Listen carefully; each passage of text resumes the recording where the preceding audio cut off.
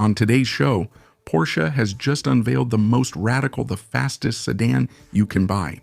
BMW is going through a crisis but doesn't care at all.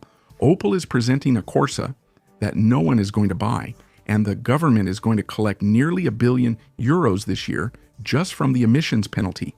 And the car that brings in the most money for the government is far from being a sports car. Let's go. Xiaomi found a way to upset Porsche. In fact, the Chinese brand took its SU7 Ultra to the green hell and completed the 20.8-kilometer lap in 7 minutes 4 seconds and a bit more. That's 3 seconds better than the Porsche Taycan Turbo GT. So how did Porsche react? Well, they did what Germans do best when you upset them. They went completely crazy. They took their Taycan Turbo GT, dragged it to Mance Racing, and told them to make it a monster. And the result is simply terrifying. Here is the Porsche Taycan Turbo GT with the Mante kit, which is without a doubt the most extreme electric sedan you can buy. Well, for those who can afford it. Visually, it looks like it devoured a 911 GT3 RS for breakfast. You have a massive manually adjustable carbon rear wing as big as a ping pong table, side skirts, fins, and carbon aero discs on the rear wheels. But all of that isn't just for show. At 310 km/h, its new top speed by the way, this thing generates 740 kg of aerodynamic downforce, which is 3 times more than the standard model. And under the hood, the battery has been pumped up with steroids. It now delivers 1,300 amps. The power climbs to 816 horsepower under normal conditions. And if you press the magic attack mode button, you unleash 993 horsepower. With launch control, the torque reaches the absurd value of 1,270 Nm, which is enough to alter the Earth's rotation every time you accelerate. They sent their test driver, Lars Kern, back to the Nürburgring, and the result: 6 minutes, 55 seconds, and 533 milliseconds. They beat the Xiaomi SU7 Ultra by 9.5 seconds. Lars Kern said the car was taking some corners, 14 km/h faster than before. But, and this is a Bavaria size, but let's talk about money because revenge has a price, and at Porsche, it's a steep one. The Xiaomi SU7 Ultra Nürburgring Limited Edition costs the equivalent of about €100,000 in China. Even if you double that price for Europe, you get €200,000. And to have the privilege of driving the Xiaomi Taycan killer, you first have to buy a Taycan Turbo GT with the Vesser package. That's €248,000. Then you have to select the Le Mante kit option, which will cost you an additional €92,000. Total cost, nearly €340,000, not including the installation of the kit, of course. €340,000 for an electric sedan without a rear bench seat, designed only to prove to a Chinese phone manufacturer that Porsche is still the boss. Is it completely irrational? Yes. Is it insanely arrogant? Absolutely. Porsche was stung, and they responded with the most brutal and extreme electric car on the planet. At BMW, the first quarter 2026 numbers just came in, and they're not pretty. The group's pre-tax profits have plunged by 25%. And if we look only at the automotive division, it's a 34% plunge. The operating margin has collapsed to 5%. To give you an idea, 5% is about what Renault makes. And the bad news doesn't stop there. Global sales have dropped by 3.5%. And just in China, which used to be the golden goose for the German industry, BMW's sales have dropped by more than 12%. As for BMW's global electric car sales, they are in free fall, down 20% largely because Americans have cut tax incentives. And as if that wasn't enough, Donald Trump has just threatened to impose 25% tariffs on European cars. In short, it's time to run around in circles screaming. But what does Oliver Zipsel, the big boss of BMW, do? He shrugs his shoulders.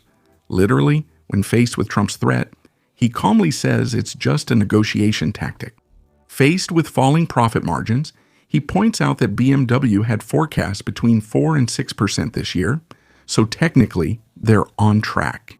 And the worst part is, investors believe him. Because while the ship is rocking, BMW has some pretty luxurious lifeboats. First, they're doing less badly than the others. When BMW loses 3.5% of its sales, Mercedes loses 6%. Next, there's Europe. In the first quarter, BMW recorded more orders on the old continent than in any other quarter in its entire history. The new electric SUV iX3 is a huge success with already 50,000 orders. But the real reason why BMW keeps smiling is the letter M, Motorsport, the division that turns comfortable sedans into fire-breathing monsters. Today, 1 out of every 10 BMW sales is an M model. These cars cost a fortune, but they also bring in a huge amount of money for the brand. Yes, the house is on fire, China is shutting its doors, EVs are sputtering, and America threatens to close its borders. But at BMW, they watch the flames, listen to the roar of an inline 6-cylinder engine, and think that, in the end, the view isn't so bad. We'll have to see if Bavarian composure will be enough when the American customs bill lands on the desk. It's a very well-known model. It's a German pocket rocket, the worthy heir to the Corsa GSI from the 80s. Except that it doesn't have a drop of gasoline in its veins anymore. It's a 100% electric car. On paper, the numbers are impressive. We're talking about a 281 horsepower motor with 345 Nm of torque. It does 0 to 100 in 6.5 seconds.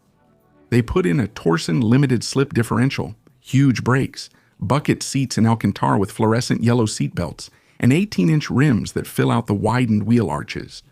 Visually, it looks ready to devour the road. But here's the problem. The big, huge problem. This car is absolutely not unique in any way. Under this aggressive bodywork, it's exactly the same chassis and mechanics as the upcoming Peugeot i208 GTI, the Lancia YHF, the Alfa Romeo Junior Veloce, the Bart 600e, and the Opel Mokka GSE. Stellantis took a single electric motor, a single 54 kW battery, and slipped it under 6 different bodies to flood a niche market that, let's be honest, barely even exists. So who's going to buy this? First of all, the price of this Corsa GSE is estimated at around 43,000 euros, with a range of about 370 kilometers. And if you think people are lining up to buy these sister cars, think again. If we look at the numbers, they're harsh. Lancia, with its new Ypsilon, sold only 12,000 cars across all of Europe in 2025. The Ypsilon HF, which was supposed to be the sporty flagship, is struggling so much to find its audience that no exact sales figures have been released. And Abarth is doing even worse. In the first 8 months of 2025, Abarth sold just over 1,000 cars in Europe, all models combined. That's an 80% drop compared to the previous year. So when the Peugeot i208 GTI arrives this fall with exactly the same technical specs, what's going to happen? It will probably be a huge flop as well because GTI enthusiasts want noise, vibrations, a manual gearbox, and a lightweight car. Stellantis is saturating a market that didn't ask for this much.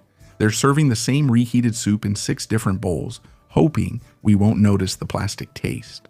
The Opel Corsa GSE might be fast, it might look nice with its yellow calipers, and be very efficient on the track.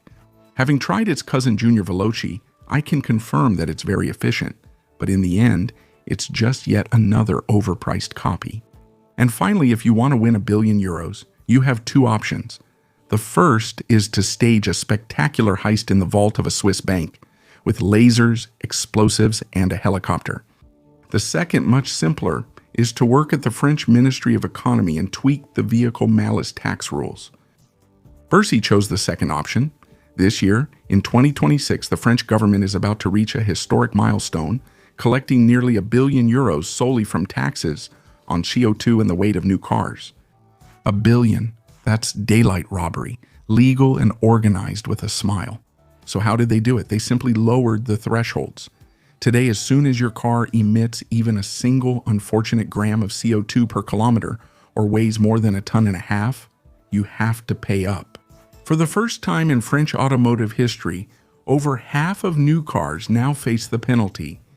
50.3% of buyers are now considered climate criminals who need to be squeezed financially. So you might think, Serves them right, they're probably billionaires driving Porsche 911s or Ferraris. Well, think again. The Porsche 911 with its penalty that can reach 80,000 euros isn't even in the top 10 cars that bring in the most money for the state. Its sales have collapsed. No, the real jackpot for the state comes at the expense of regular people. Do you want to know which car brought in the most money for the tax authorities in the first quarter of 2026? The absolute champion, the French Finance Ministry's golden goose? It's the Peugeot 5008. Yes, a family SUV, the car you buy when you have 3 kids, a dog, and you need to carry strollers and shopping bags. By itself, the 5008 generated nearly 8 million euros in taxes in 3 months. Its entry-level version, a 145 horsepower hybrid, gets hit with a CO2 penalty and a weight tax that easily exceeds 1,700 euros. And if you go for the plug-in hybrid version, which is heavier, the weight tax comes close to 5,000 euros. So the government is massively profiting at the expense of families who just need space. Because let's be honest, nobody buys a 5008 out of passion for the model. Also, on the list of cars generating the most government revenue are the Mercedes GLA, Volkswagen Tiguan, Dacia Sandero, and Citroën. Yes, the cheapest cars on the market, the ones bought by lower-income households, each bring in more than 5 million euros for the government. Since they lack a costly hybrid engine, they emit slightly too much CO2, so the penalty applies. In short, the car penalty has become a revenue-raising tax, a ruthless cash machine that hits everyone, from the family man in a Peugeot 5008 to the student in a Dacia Sandero. Thank you all for watching this new video. Don't hesitate to subscribe and turn on the bell to make sure you don't miss anything. Bye.